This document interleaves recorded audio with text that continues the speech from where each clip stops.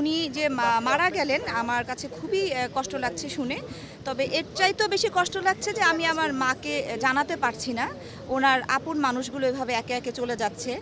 আমার মা ওনাদের কথা মনে করেন, কেমন আছেন জিজ্ঞেস করেন, কিন্তু আমি আসলে ওনাকে কিছু এখনও বলতে পারি না, কারণ ওনার ডাক্তারের পরামর্শে আমার চলতে হয়। আম্মাকে যেভাবে রাখতে বলা হয়েছে সেভাবে আমার রাখতে হয়। আমার মার সুস্থতার জন্য মৃত্যুর খবরগুলো ওনার কাছ থেকে একটু দূরে রাখতে হয়, যে কারণে আমি বলতে পারছি না। আর কি জানো, প্রবীর মিত্র মামার ছেলের সাথে আমার কথা হয়েছিল পরশুদিনই যে আমি দেখতে যাব। তখন উনি আমাকে বললেন যে আপা, আজকে তো বোর্ড মিটিং হবে ডাক্তারদের সাথে, আমি দৌড়াদৌড়ির মধ্যে থাকবো, আপনাকে সময়টাও আমি ওভাবে দিতে পারবো না, তার থেকে বেটার আপনি কালকে 4টা থেকে 5টার মধ্যে চলে আসেন বিকালে। আমি বললাম আচ্ছা ঠিক আছে। তো যেদিন আমার সাথে ওনার ছেলের সাথে কথা হয়েছে সেদিন পরশুদিন রাতেই শুনলাম যে মামা মারা গেছেন। তো আমি আর কি শেষ দেখাটা মামাকে দেখতে পারলাম না সেখানে। যাই হোক, সবই আল্লাহর ইচ্ছা, আল্লাহর ইচ্ছার উপরে কোনো হাত নাই। আমাদের পরপর দুজন তারা চলে গেলেন, খুব কাছের মানুষ আমাদের দুজনই, মানে ফিল্মের সাথে একদম অঙ্গাঙ্গিভাবে জড়িত ছিলেন। আমরা সবাই শোকাহত, আমরা ফিল্মের মানুষজন আমরা সবাই শোকাহত, এবং শিল্পী সমিতির মানুষজনও সবাই দেখলাম যে সবারই মন খারাপ। হ্যাঁ, এই তো। আপু 2022 সালে সর্বশেষ একটা ইন্টারভিউ করছিলাম, যেখানে উনি বলছিলেন যে চলচ্চিত্র পাড়ার যারা মানুষ, যারা এতদিনের তার সহকর্মী, তিনি তারা খোঁজ নিচ্ছিল না ওনার, এই বিষয়ে ওনার বেশ আক্ষেপ রয়েছে। এ প্রসঙ্গে কি বলবেন? আসলে এটা কতটুকু?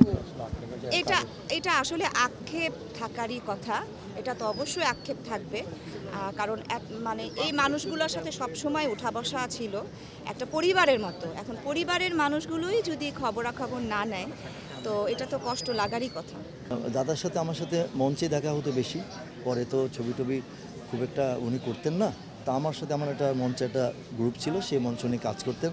তখনই আমি ওনাকে বাসার থেকে নিয়ে যেতাম, আবার বাসায় পৌঁছে যেতাম, যত রাতে হোক কিংবা সকালে হোক, বিভিন্ন জায়গায় বাংলাদেশে যেতাম। একটা পর্যায়ে ওনার ছেলেরাও নিষেধ করে দিল যে কাকু, বাবা তো অসুস্থ থাকে, ওনাকে নিয়ে টানা হেঁচড়া না করলে নয়। তাই বললাম যে তোমাকে টানা হেঁচড়া করলে বরঞ্চ উনি ভালো থাকবে, ওনাকে যদি তোমরা এইভাবে ঘরে আটকে রাখো তাহলে ওনার মনটা তো মরে যাচ্ছে, উনি তো কাজ করতে চায়।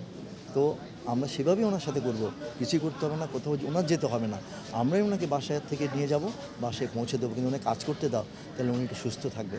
তো যতটুকু হোক, যতদিন হোক পেরেছে। তার পরবর্তীতে যখন বার্ধক্যজনিত কিছু রোগ, কানেও কম শোনা শুরু হলো, হাঁটতে গেলে খুঁড়িয়ে খুঁড়িয়ে হাঁটে, তারপরে তো গেলই হুইল চেয়ার শুরু করলো, কথা বললে কথার উত্তর দিতে পারে না, হ্যাঁ হ্যাঁ এক কথা বলে 10 বার, চোখে কম দেখতো। এই করতে করতে করতে করতে আমাদের কাছ থেকে বিচ্ছিন্ন হয়ে গেল। শিল্পীদের ধৈর্য, মননশীল, শুদ্ধ হয়ে ওঠার যে আয়োজন প্রয়োজন, এটি উনি মেকআপ রুমে বসে খুব ভালোভাবে আমাদেরকে দীক্ষা দিতেন। তিনি বলতেন যে চলচ্চিত্র একদিনের জন্য না, চলচ্চিত্র অনেক দিন এখানে টিকে থাকতে হবে, এই কয়টা মানুষ নিয়েই আমাদেরকে চলতে হবে। আসলে আমরা এখন দেখছি যে কয়টা মানুষ নিয়ে আমরা চলছি। তিনি আরেকটা কথা বলতেন, চলচ্চিত্রের মানুষের তারা স্থান পরিবর্তন করে, পৃথিবী ছেড়ে চলে যায়, কিন্তু তাদের কিন্তু মৃত্যু নেই, তারা পর্দা যতদিন থাকবে ততদিন চলচ্চিত্রের মানুষ বেঁচে থাকবে।